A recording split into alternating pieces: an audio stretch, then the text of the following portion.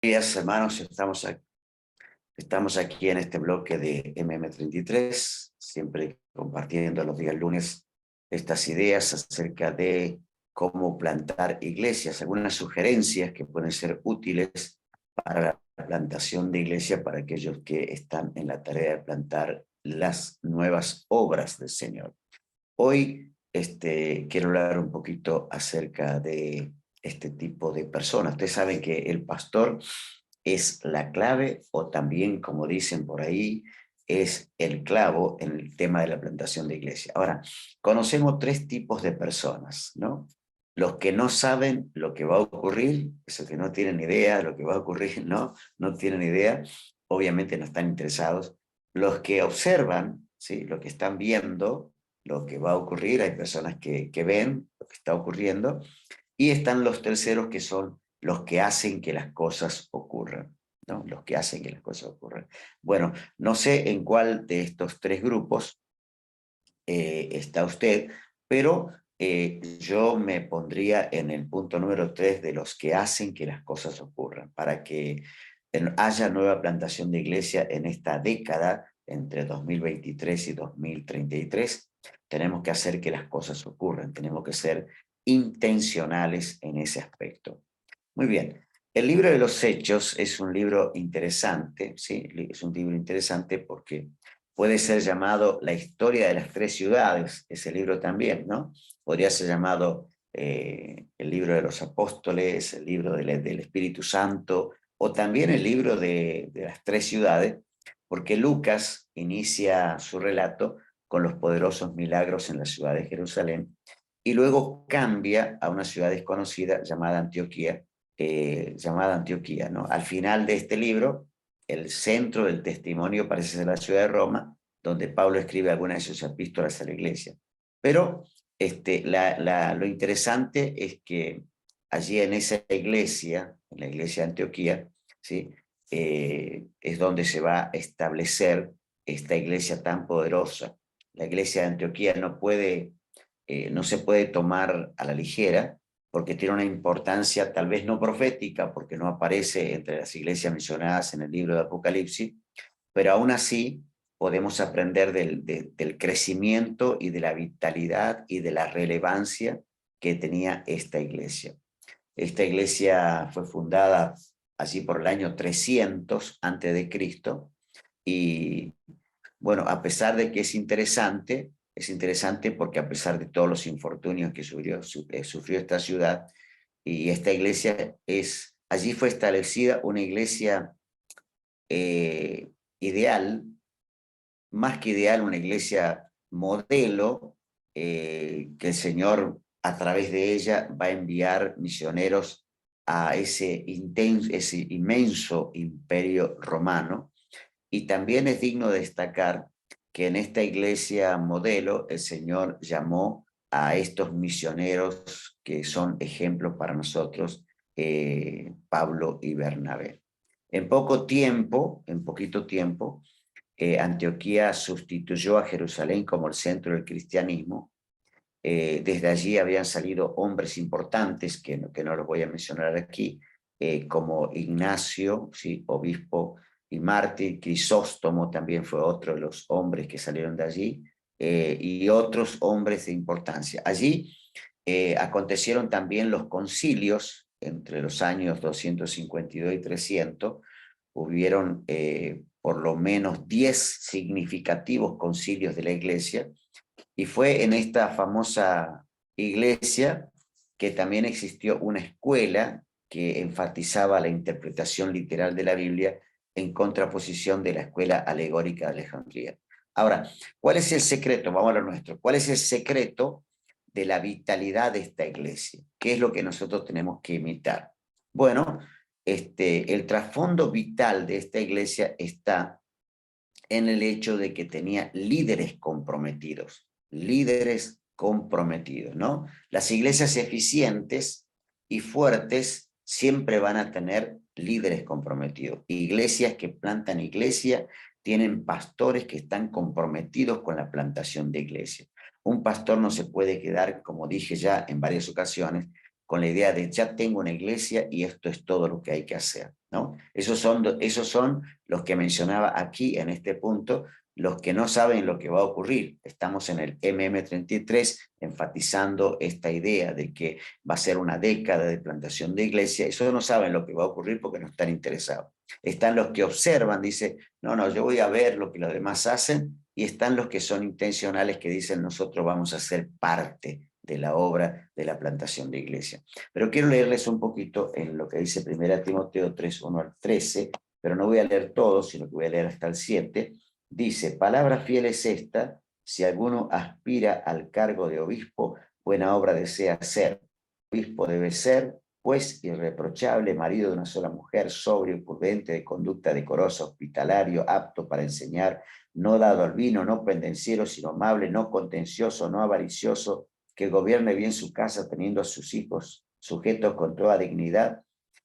Pues si un hombre no sabe cómo gobernar su propia casa, ¿cómo podrá cuidar de la iglesia de Dios? Fíjese, aquí estamos hablando de un ministro que tiene que ser un líder comprometido, ¿sí? Un líder comprometido, ¿no? Y tiene que gozar muy buena reputación. En el libro de Tito, esto pasa que Tito 1:5 dice, por esta causa, le dice el apóstol Pablo a Tito, te dejé en Creta para que pusieras en orden lo que queda y designaras anciano en cada ciudad como te mandé. Fíjense que dice designaras anciano, en este caso anciano sería pastor.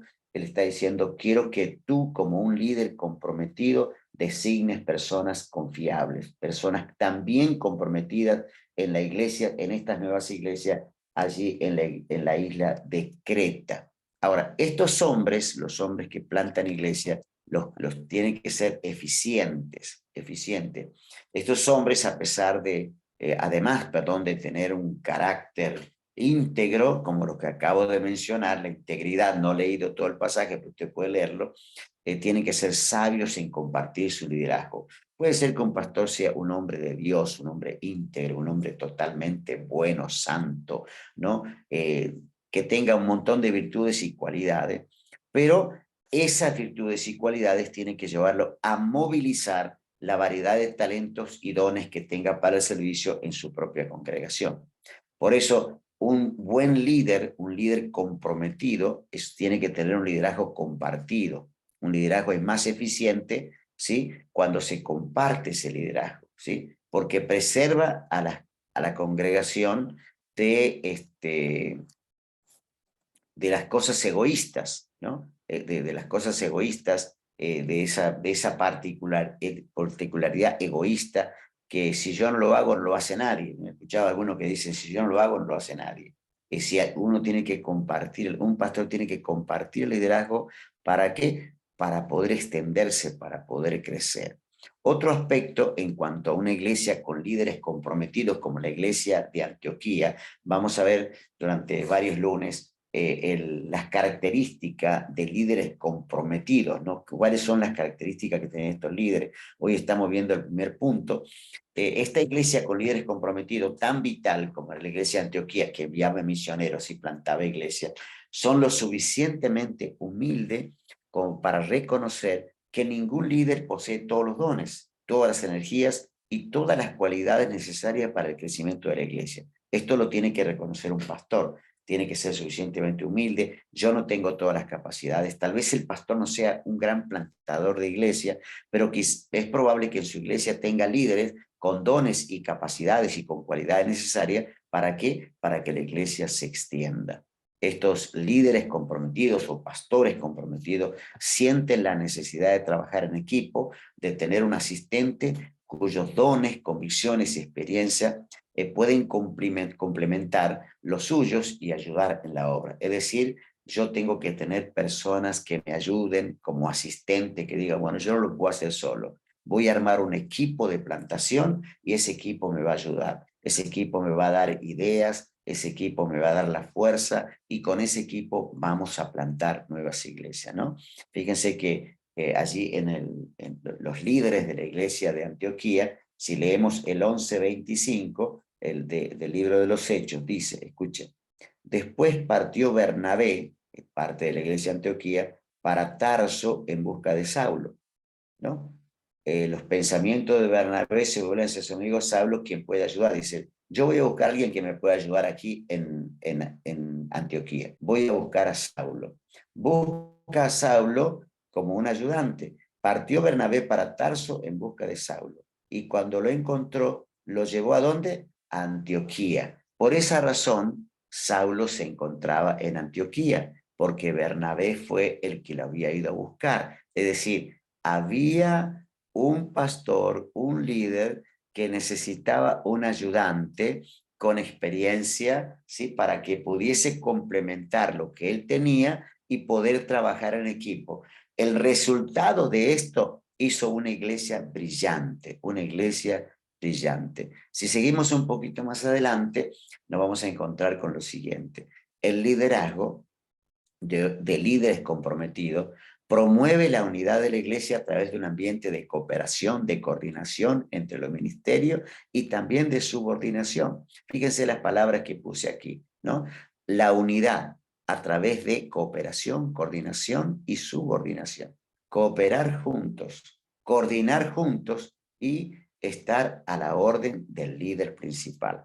Eso hace que funcione una iglesia que planta iglesia. Los líderes deben también de apoyar, identificarse con los esfuerzos de plantación de iglesias. Hay que identificarse. Si uno mira el libro de los Hechos, en el capítulo 13, en el verso 3, lo leo rápidamente, así que dice, así que después de ayunar, orar e imponerle las manos, los despidieron. Es decir, apoyaban los esfuerzos de plantación de nuevas obras en los lugares donde todavía no había. En Antioquía no había lugar para la independencia individual o la adopción de criterios individuales. El Señor obra, esta última frase, obra por medio de los agentes señalados en una iglesia organizada. La iglesia de Antioquía era una iglesia que tenía líderes comprometidos para la plantación de nuevas obras.